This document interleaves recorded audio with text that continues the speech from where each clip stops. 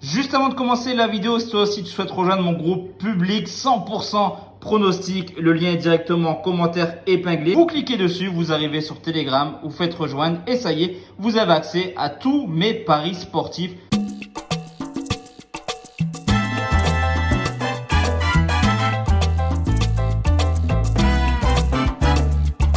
Ok l'équipe, j'espère que vous allez bien, que vous avez passé une excellente journée après avoir parlé de la Ligue des Champions hier. Focus tranquillement sur l'Europa League où on va faire exactement le même schéma. Le but c'est d'aller chercher le classement des 8 groupes.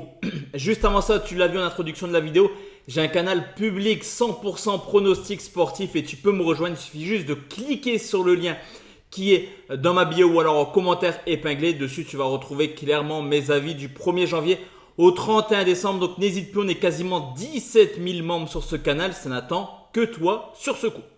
Juste avant de partir un petit peu sur le classement, l'équipe, on va faire un petit peu le tour des groupes. On commence par la poule A avec West Ham, Olympiakos, Fribourg et le Baka Topola. Sur ce coup, il y a quand même une poule plutôt homogène entre West Ham, Olympiakos et Fribourg. La poule B, la poule de l'Olympique de Marseille, elle est démentielle. Ajax, Marseille, Brighton, AEK, Athènes. Honnêtement, il va falloir sortir des gros matchs pour les Marseillais.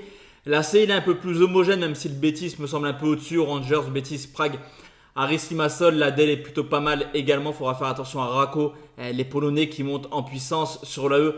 Toulouse aurait mérité un meilleur tirage, on va dire. C'est vrai que Liverpool, l'Ast et l'Union, c'est très compliqué pour les Toulousains.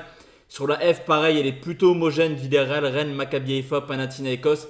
La G, un peu plus simple pour la Roma avec Prague, Sheriff Tiraspol et le Servette de Genève. Enfin la H, là, elle est très simple à mon sens pour Leverkusen qui va faire une grosse saison avec Karabakh, Molde et Aachen. On va commencer tout de suite la team par la poule A et en dernière position, je vais mettre les Serbes du Baka Topola, tout simplement pour la simple et bonne raison qu'on l'avait vu lors du tour préliminaire contre Braga. C'est une équipe qui n'est pas forcément extrêmement forte. Ils ont terminé deuxième en Serbie, loin derrière l'étoile rouge, mais à mon avis dans cette poule, ça termine de quatrième. En troisième position, à mettre les Grecs de l'Olympiakos. On le sait, se déplacer en Grèce, c'est jamais évident, mais sur ce coup, Fribourg et West Ham me semblent légèrement, voire largement supérieurs. Et en deuxième position, à mon avis, ça va être vraiment du 50-50. Je vais quand même mettre un avantage sur ce coup sur les Anglais. Donc en deuxième, on va venir mettre Fribourg qui là aussi monte en puissance année après année en Allemagne. Et en premier, West Ham qui va mieux depuis sa victoire l'an passé en Conference League, qui commence plutôt bien sa saison. Donc en premier, on va mettre West Ham. Place à la poule B qui est, à mon sens, vraiment la plus compliquée. Et justement, il y a un club français dedans. Si tout le monde fait le classement, tout le monde me sort un classement différent, ce sera que mon avis. Mais en quatrième, malgré un championnat qui est assez compliqué et malgré le fait de jouer à domicile où l'AEK est très solide, on va mettre l'AEK Athènes en quatrième position. En troisième, je me suis un petit peu tâté entre deux équipes, mais je vais mettre l'Ajax d'Amsterdam qui, à mon sens, est un petit peu sur le déclin actuellement. C'est vrai qu'on avait vu une équipe de l'Ajax très séduisante il y a quelques années en Ligue des Champions, mais ça perd un petit peu, donc je vais les mettre en troisième position.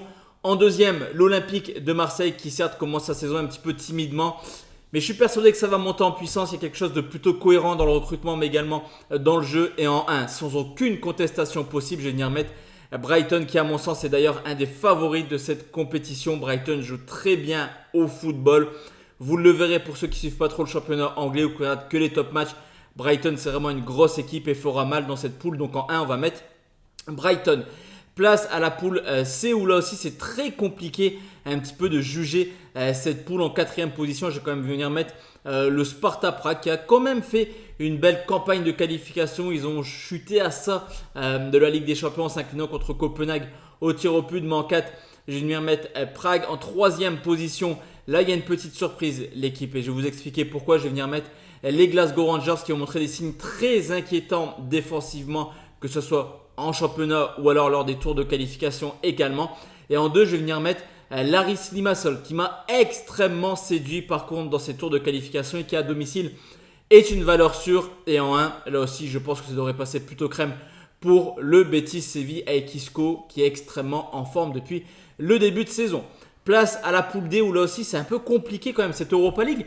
Elle n'est pas simple. Sur ce coup en quatrième position, je vais mettre les Autrichiens de Graz qui certes, sont très à l'aise à domicile, mais la poule est plutôt relevée avec le Sporting, l'Atalanta et Raco en troisième position. Là aussi, je vais venir mettre une petite surprise en vous proposant l'Atalanta Bergame qui certes commence un petit peu à avoir de l'expérience en Europe, mais je pense que Raco en deuxième position est capable d'aller chercher cette place. C'est également une équipe très très à l'aise à domicile, on le sait, se déplacer en Pologne, c'est un petit peu comme en Grèce. L'ambiance, elle sera chaude, donc je vais mettre Raco en 2 et en premier, je vais mettre le Sporting, malheureusement pas qualifié pour les Portugais en Ligue des Champions et qui auront à cœur, à mon sens, de faire une belle campagne européenne cette année. Donc en 1, on va mettre le Sporting. On continue avec la poule E où il y a l'Olympique de Marseille, il y a Toulouse, je dis n'importe quoi.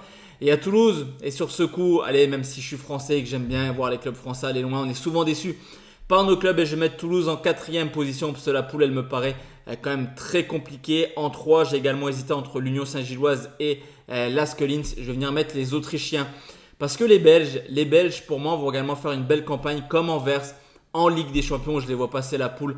Pour moi, l'Union Saint-Gilloise, c'est une équipe qui monte là aussi plutôt en puissance, qui avait fait une très belle campagne européenne l'an passé. Je vous laisserai regarder.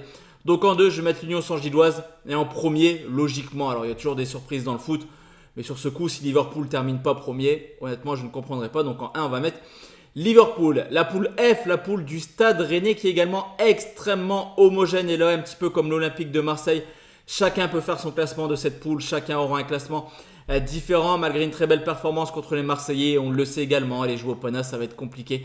Je vais quand même mettre les Grecs en quatrième position. J'ai trouvé que dans le jeu, c'est pas forcément extraordinaire. En troisième, je vais mettre le Maccabi Haïfa. Mais attention, il faudra faire très attention à cette équipe qui avait été plutôt joueuse l'an passé en Ligue des Champions et qui a failli se qualifier contre les Young Boys de Berne en LDC. Donc on va quand même mettre les Israéliens en troisième position. En deuxième, je vais mettre Villarreal et la surprise, elle pourrait être là. Elle pourrait être sur le fait que Villarreal ne termine pas dans les 2 premiers. C'est une équipe moins séduisante, je trouve, que les années précédentes, mais je vais quand même les mettre en deuxième position et en premier.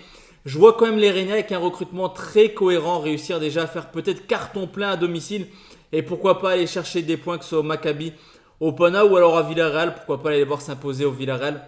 Une équipe qui sera joueuse et ça va plaire à mon avis aux Rennais. À mon avis, il y a plus de chances que Rennes s'impose à Villarreal qu'au Pana, mais en tout cas, je pense que Rennes peut terminer premier. La poule G et H, il est un peu plus simple pour les favoris, on va pas se mentir. En quatrième position dans la poule G, je vais venir mettre le Slavia de Prague. Là aussi, c'est une poule plutôt homogène entre les trois, que ce soit Tiraspol, le Servette et Prague. Mais en quatrième, je vais venir mettre Prague. En troisième, je vais mettre le Servette de Genève qui a là aussi fait une belle campagne européenne pour se qualifier pour cette Ligue des Champions. Donc en troisième, Servette Genève qui peut très bien terminer deuxième. Ça va à mon avis se jouer avec Tiraspol. Tiraspol qui à domicile, c'est une valeur sûre. Donc je les vois prendre des points contre le Servette et Prague. Pourquoi pas embêter la Roma qui n'est pas forcément l'équipe la plus assidue, on va dire. Mais je pense que les Italiens sur ce coup, avec l'expérience de Mourinho, devraient terminer premier. Et enfin, la dernière poule, c'est la poule H. Sur ce coup, il y aura un peu moins de surprises. Ça va jouer forcément entre Karabakh, Molde et Aachen pour la deuxième place. Le Leverkusen me semble largement supérieur. En 4, je vais quand même mettre Karabakh pour la simple et bonne raison que Aachen et Molde pour moi sont des équipes extrêmement joueuses. Au contraire de Karabakh qui a plutôt un jeu défensif. Donc je les vois un petit peu s'entêter sur certaines rencontres. Pour la deuxième place, forcément on hésite entre Molde et Aachen. Je vais quand même mettre Aachen, ce Molde a une série à domicile complètement folle. Donc en deuxième position, on va venir mettre Molde. Et enfin en premier, le Bayer Leverkusen qui avec Brighton, Liverpool et pourquoi pas les Rennais, je fais clairement office de favori. Dans cette Europa League, on verra forcément quels clubs vont descendre de la Ligue des Champions parce qu'il y aura toujours des surprises. Je te l'ai dit hier, peut-être que le Real pourrait terminer 3e et si le Real va en Europa League, ça serait notre histoire. Mais en tout cas, en favori de Ligue des Champions, je mettrais bien Brighton. Alors dans l'ordre, je mettrais le Bayer Leverkusen en 2, Brighton en 3, Liverpool et en 4, pourquoi pas le Stade Rennais. Donc voici la team, mes avis concernant les phases de poule d'Europa League. N'oubliez pas de liker cette vidéo et surtout de rejoindre mon groupe public 100% pronostic sportif disponible juste en dessous dans la bio. Excellente journée à tous et à toutes. On se retrouve très bientôt sur YouTube pour parler des qualifications de l'Euro 2024. Ciao ciao la team.